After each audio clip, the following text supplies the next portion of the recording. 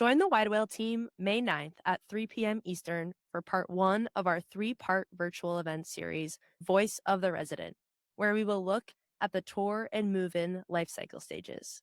We've built a data set of 400,000 Google reviews from residents of hundreds of top multifamily groups, including the NMHC Top 50. Using AI and topic sentiment analysis, get a unique perspective on resident preferences. Go to widewail.com/data to sign up or find it on the revised community. That's widewail.com/data. Hello, welcome to another episode of 8 Stories, the podcast where we share stories from all around the multifamily space. So today's going to be a really fun episode. My name's Sharon Cauthen. My co-host is Jennifer Carter, and we're going to start off with something a little weird, and we're going to wind up with one more thing. So you're really going to want to stick around for that, but it should be a really fun day today. Yeah, super excited, and I can't wait to get to our last one today. It's going to be a good one. But all of them are actually really good, but you'll want to wait around for the last one for sure. All right, well, let's jump in. We got the first floor. We've got 8 floors to go today, and the first one is belly to belly. And I'm not sure. I know all the details. So Sharon, I'll let you kick this one off here on the first floor. So I don't know about you, but if somebody said that we were going to meet belly to belly, I don't know if I'd want to show up for that meeting. But hat tip to Mike Brewer, because he shared about this on one of his morning videos. And it's this concept of trust, that when you show up in person, present with whoever it is that you're going to meet with or do a business deal with, or even an adversary, if you show up, you are fully present, you are chest to chest, belly to belly, having a real conversation, as opposed to something that's got a lot of walls that sort of separate you from that reality. So even though we've all leaned in hard to this world of, showing up on the screen the way Jennifer and I are right now, this concept of belly to belly, I think, will not ever go away. There will always be a need for people to meet each other face to face, feel the energy, and sort of come to an agreement in that space. So that is where the term belly to belly, where I first learned of it, was from Mike. I think it probably originated in Europe, but I could be wrong. But anyway, I love that. That's pretty cool. I might have to create a hashtag, belly to belly. There you go. Go do some searching on that. I just encourage people to, when you can, make the effort to go belly to belly, to go in person, to spend some time with someone, even if you talk to them all the time on all the other communication channels. Once in a while, you need to be face to face. Yeah, I will tell you, even working from home, right? Like there's still a need, right? I love to get out to coffee shops. I love to make sure I meet up for lots of coffee, like face to face. There's just an energy of you that you said that you really can feed off of and create new conversations and new ideas. And that's really face to face, outside of a screen, because we are looking at screens all day long. But yeah, love that. That's pretty cool. Keep your shirts on, but show up face to face. I like that. So what do you have on? What's up? Oh yeah, I think we're moved to 2.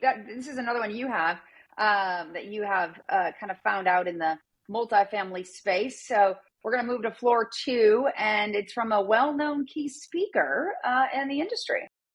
Yes, if you've been around multifamily for very long, you should know who Lisa Trozine is, because she is incredible and she's everywhere. I have such admiration for her ability to be in so many different spaces, but to be present. So I see her on Facebook. I see her on LinkedIn. I see her out in the real live world, sort of communicating. And she's a master communicator, and she understands this industry top to bottom. But recently, she was at one of the apartment associations. I want to say that it was, was it West Michigan, maybe? But the topic of her speech was, would you like working for you? And I thought, ooh, I don't know if I ever asked myself that question. There are many times I have critiqued the people I've worked for, and I've certainly had good feedback from people that have worked for me. But have I ever sat down and said, what about me would I really love working for? And what about me would be really challenging to work for? And what do I need to do to really work on those things? Because maybe the feedback that people give you is biased because they don't want to tell you the hard truth. So you got to make it easy for people to tell you the hard truth, is sort of my takeaway from that. What do you think, Jennifer? Yeah, I actually would counter a little bit of her question because I like to play devil's advocate. And I actually would say, instead of the question, would you like working for you? Would you like somebody would that person would like working with you? Right. Mm-hmm. I'm a big advocate of being a leader or a mentor as opposed to a boss. But I think still nonetheless, the concept of somebody working with you is huge. Do they want to partner with you? Do they want to come to you, for advice? Do they want to, kick around some ideas and feel comfortable and feel open with you? So nonetheless, I think the question is a great question. I'm really a fan of collaboration. So I would even challenge that question to say, would you like that person, would they want to be working with you? Because we are all on a team for the same goal. But love the question. It does kind of get me thinking. Yeah, I think it gets you thinking about how you show up in the world and how that impacts other people is a really important question.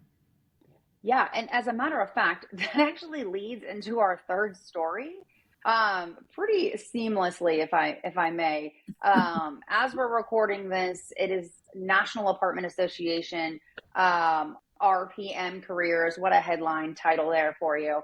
The whole week we have been celebrating maintenance and leasing and management, marketing, accounting, like every opportunity. And even today specifically is Super Supplier Collaborator Day. So this industry has, I know as I've seen all the stories this week, given back and given opportunities to so many folks in this industry. And you really can go so many places with any position that you're in this industry. And I'd love to ask you, Sharon, because I don't really know if I truly know, but like how you actually got in this industry in multifamily. Oh, wow. So like a lot of people, I tripped and fell in it. I used to work in children's homes. So I would have between 8 and 12 kids that lived with me 24 hours, 7 days a week. And I cared for them as sort of their house parent.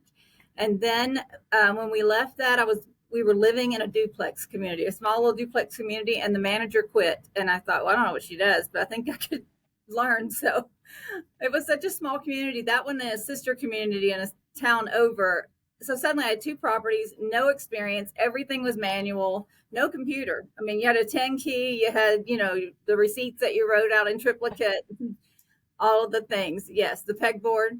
But yeah, from there, I literally carried my third child through my first year of property management. And when she was born 4 days after Lane Company, which was huge in the Southeast, Oh, yeah. took over my property. So I immediately was gone on maternity leave. When I came back, I stayed with them for 9.5 years. That's where I really built my career. And from there, all over the country and countless opportunities. But the thing is, I guess in my last traditional property management position, I was the vice president of operations for a company that had properties all over the country. Wow. And so I was really at probably the pinnacle of my career when I hit burnout. And that's why I'm so passionate about it, because I really did just go without a break for so long. But I'm proof that you can reinvent your career.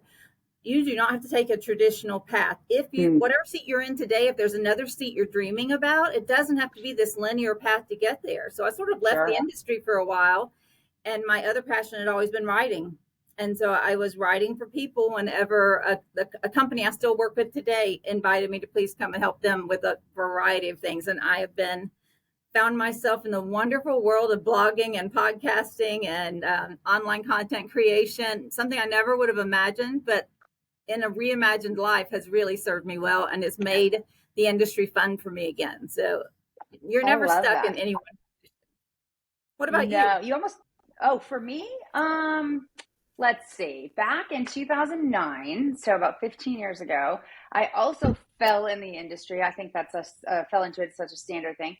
I had the opportunity to be a traveling property manager. So no kids, single, super cool. I was 14 on and 3 off. And so I went around the country filling in as marketing, as a property manager for the company when those properties needed help. And it really gave me a ground understanding of what actually happens at the property. Granted, it was years ago, but it still applies because there's still a lot of foundational things that we should be doing. So I did that for about a year, which was pretty cool. That is actually how I got to Atlanta. And then I had the chance to work for Apartment Guide. And I will also date myself real quick by saying I worked there when there was a book. So when there was no such thing as the internet, and we had to actually get property management companies to advertise on the internet and not in the book. And they were like, the internet? What's that? So that was super fun. I did account management and helped the sales team for about 5 years. And then I went to the property management side and did some marketing and training for 2 property management companies, which I loved. I love helping people is my underlying, area. Then I did several suppliers and been on the supplier side for a while. But now, really, to your point, even reinventing myself as in a non-traditional role as a fractional marketing executive. So I'm still helping grow marketing teams, grow, suppliers and their organizations. But again, to your point, Sharon, reinventing myself and what I love about this industry. So there is no traditional path. And I think that's the most awesome thing, in my opinion. I agree wholeheartedly. So I just encourage you not to think that this business is only leasing and only maintenance, because it is whatever you make it to be. And the second thing I would say is just advice. We've talked about this in the past a little bit, but no one needs to give you permission to claim something. And so it took me a long time to be willing to tell the world I was a writer, because it felt like I somehow hadn't had some public accolade that made that true. But the fact is, I am a writer and I do write a lot. And so when I claimed it and said, that's me, I'm a writer, there was nobody that showed up at the door and said, excuse me, you cannot have that title. So I just encourage you to, claim what it is that you are good at and what you are interested in, and you never know where it's going to take you. But this is a fabulous industry to find yourself and to build your skills and network. It has given me a lot, and I'm grateful for it. Absolutely. I would definitely agree. All right. So we could keep going for a long time because we both are passionate about that. Yeah. I'm going to take us up to the 4th story. And as most people know, we're part of the Multifamily Media Network. And so we have a lot of podcasts in our network, and we celebrate those people because they're just the top of the crop, right? They're people who speak eloquently on so many subjects where they are deep subject matter experts, and there's a lot to learn. That said, there are also people who are not in our network who bring us a lot of wisdom, and I don't mind shining the light on that. And in this case, it's Josh Swing. So he has a podcast about what's your secret sauce, or the secret sauce, something like that. And I just really appreciated sort of what he had to say and about how to determine what your secret sauce is. And a lot of that's what we just talked about in the last story. Yeah. You make your way through your personality, your skills, your drive, your hard work and dedication. You can make your way to whatever your secret sauce is, identify it and build on it. So I would encourage you to check out Josh Swing and the secret sauce. Well, I'm going to have to add that one to my list. I love Josh. He's a great guy, and WildSpark is a pretty awesome company. Yes. I know they help quite a bit of multifamily companies as well, but I've never checked out his podcast. So I'll have to add that to my podcast list. Yeah, it's hard to fit them all in. So I think I do a lot of dropping in and picking up things here and there. But unless you're like Mike Brewer, one of our associates, who one of the co-founders of the Multifamily Media Network, who listens to things at like 2 times speed. So that's what I should do. That's exactly what I should do. That's what I don't know if I would retain anything. I'm going to try that. I'm going to give that a whirl.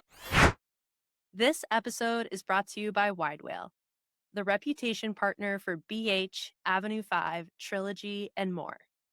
Join Widewail on May 9th at 3 p.m. Eastern for event number 1 in our 3-part virtual event series, Voice of the Resident. We will be looking at in-depth topic and sentiment analysis from 400,000 Google reviews from residents of the largest multifamily groups, including the NMHC Top 50.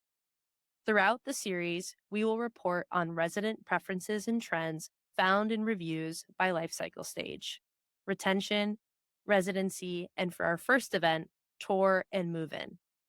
You'll leave with insights to optimize your operations, creating better resident experiences and driving better reviews. Put your dollars to work in the right places. Hear it directly from the source, the words of 400,000 residents. Go to widewail.com/data to sign up or find it on the revised community in virtual events. Attend live or watch on demand. That's widewail.com/data. Well, let's shift gears a little bit. We're going to go to story 5. Yes. We're making our way to 8.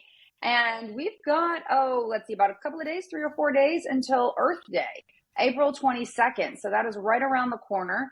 And wondering how you guys out there are considering celebrating.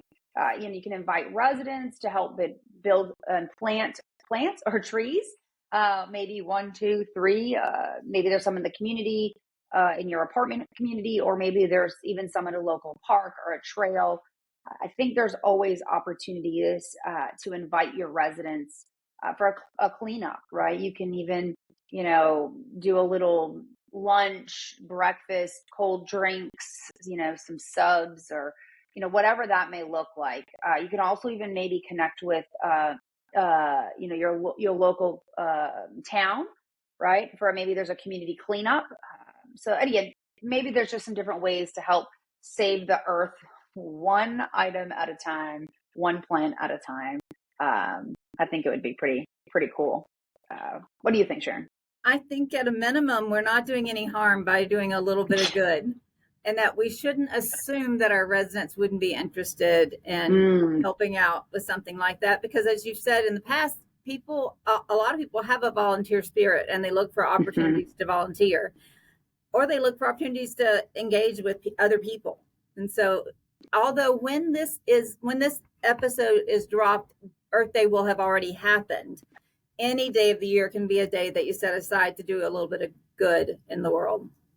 Absolutely. Maybe even just once a quarter, right? You put that into your, projected kind of marketing plan or resident plan, or you do some kind of cleanup once a quarter, and that's already built in so your residents know about it. That's a good way too as well. Yeah, I like that idea.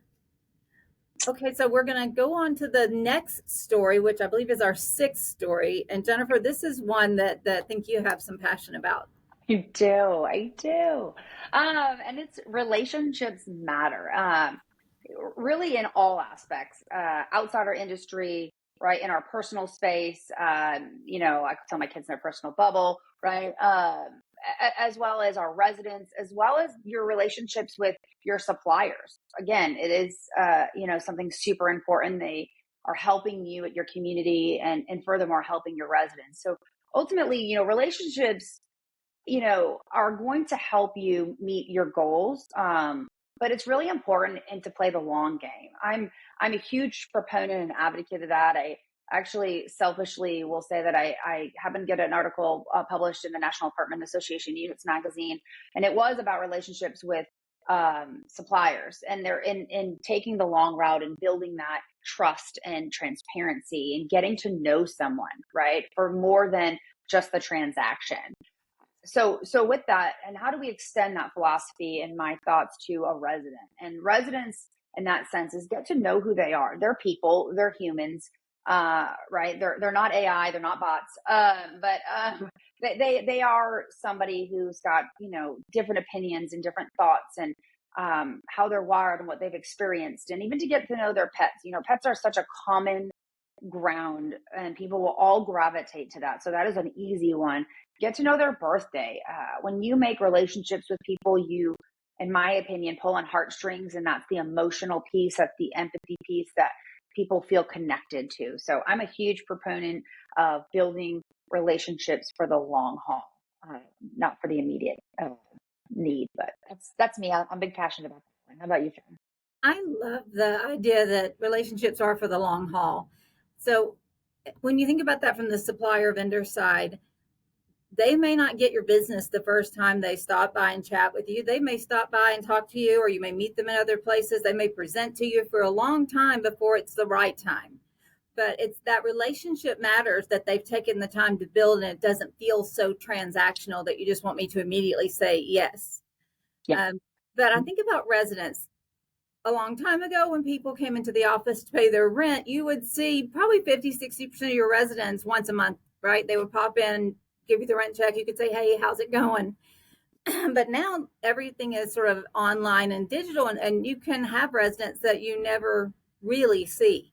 And so I think properties have to be a lot more intentional about how do we build relationships with these residents that we don't see as often. How do we make that effort? I'll quickly tell the story. My youngest is moving, and so she's been apartment shopping, and she is a single person with a dog. And so the dog is as important as she is in apartment shopping.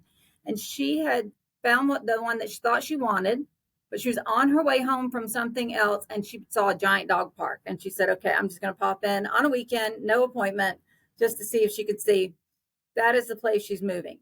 And one of the things that she loved, and one of the reasons she said yes, not just for the great dog park, and it is enormous, and her dog is big, and so she was excited about him having all that room to run, but it's because when the person showed her, they spoke to 3 or 4 or 5 residents and by name, and their dog was with them, and she'd say, oh, how's he doing today, like they knew the dog's name.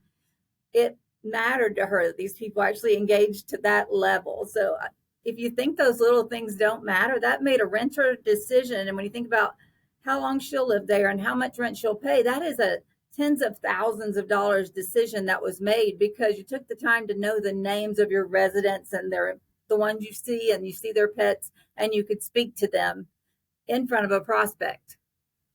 Yeah, that's really, really like thoughtful. And it doesn't take much, right, from the on-site teams. It's a very, in my opinion, a very small effort, right? And a Right. large impact from that perspective. Love that. So are we on floor 7? And I think this one's also yours. It is. You mentioned it earlier. I love looking outside our industry. I think that sometimes personally in our industry, we get so tunnel focused, and we don't look outside to see what's happening, or we don't look to what we're doing and on a personal level, or what we like, or just the nature of daily life. So happened to be reading an article that came through my inbox, and it's a little related to AI. And if you all are familiar with Dove, the brand soap brand, that line, they have pledged to not use AI models in lieu of real women in advertising. So I know, right? Kudos. Can we get a little round of applause there? I really commend them for sticking to, their authenticity, the transparency. And I think we're going to see this, let's say, concept with AI around pictures, even in the community, right? What are you posting? What are you showing digitally? And then is that what it is when they come there, right? What are you really portraying when it comes to your community because of the AI? And there's a fine line, I think, that we need to watch. But I love that they have pledged not to use AI to represent women in advertising and communications, as they are, their platform is celebrating real beauty. And obviously in their advertisements, if you've seen them, there's all sorts of shapes, sizes, types of women, right? They're really embracing diversity in that lens. But I take that concept and I was like, wow, how does that apply to us? And whether that's any type of marketing, whether that's any social media, and it doesn't have to be a person. It could just be, again, your pool, right? Are you using AI to create something that's really not a part of your community? And that's the worst thing, in my opinion, you could do for a prospect or a resident. So I'm just super a fan of the fact that they are still going to establish guidelines around using AI. So they're not going to not use AI, right? They're going to just establish those guidelines on what that will look like for them as, a brand and in regards to their product and service. So I just would love to pose out a question and say, is there at your community, what will you pledge to not use AI in our business, right? That might really hinder us and not jump all in but create some boundaries that might be forthcoming or for a positive reason. So I thought it was super interesting. That's fabulous. Dove was really early adopter of the real women as They in their were. advertising. So size inclusivity, Mhm. ethnicity, skin color, all, any Yes. race. And it's a beautiful thing to see, because when I see that, I see myself there. I see that Yes. I don't have to be 25 years old, 5'11", and weigh 120 pounds, because I Yeah. don't, I never will. And it's lovely to celebrate women, how they show up in the world, and that we, Hmm. for too long, we've sort of lived in this world of not good enough. And I really love whenever they normalize that bodies Yes. come in all shapes and sizes and lumps and bumps, and this is just the Yeah. who we are and how we show up, and that beauty is ageless. So Yes. congratulations Yeah. to them. AI's here, it's here to stay, but I do think there is a real problem if you are over enhancing the way your community looks. When people show up, you're setting them up to be disappointed, and we need Yeah. to And I set them think, up to be wowed. yeah, you're right. Wow, for sure. I think too, even like, you know, even people, right? To Dove's point, right? Like, don't showcase your staff, right? Whether it's on the website or on social, as somebody they're not, because when the resident or prospect comes to meet them, or, again, build that relationship with, that's really not who you portray them to be. And then it creates distrust, right? And you're like, well, I don't really know if they're, I can trust these people. So I love the fact that they did parameters, right? They're establishing the boundaries of how they will use AI and not just diving in and putting it everywhere. Yeah, because sometimes that feeling of distrust isn't most obvious feeling, but there's just something that doesn't sit right in your gut, and maybe you can't Yeah. quite explain it, but it becomes part of your decision making about whether you were 100% confident that what you saw and what you saw online was real, even if you don't articulate it. Something Yes. just doesn't feel right. Yeah. For It's going to be sure. an interesting next few years, because there's not a single provider who is not in the AI. I mean, it's here and it's here to Yeah. stay, and everyone's using it everywhere, but it's not perfected yet. So people can still tell the difference between real and enhanced and something produced by AI. We're not quite there yet. Not yet. Scarily, we may get there, but it is here to stay. So we can't be afraid of it. It is Yeah. definitely, but we can use it judiciously. Oh, I love that. That's great. Yeah, totally. So we're at the 8th story already. Yeah, this is yours. You're gonna close us out at the top of the eighth floor here. I'm going to close us out with one more thing. And one more thing is something that Steve Jobs used to do with Apple. And that was this concept of always giving whatever new iteration he was coming up with, whatever new product they were going to announce. They didn't just give you the product, they always added one more thing. So there's always, you get this great thing and you get one more thing with it. So whatever that widget thing is, it's the concept that you feel like you got something extra special.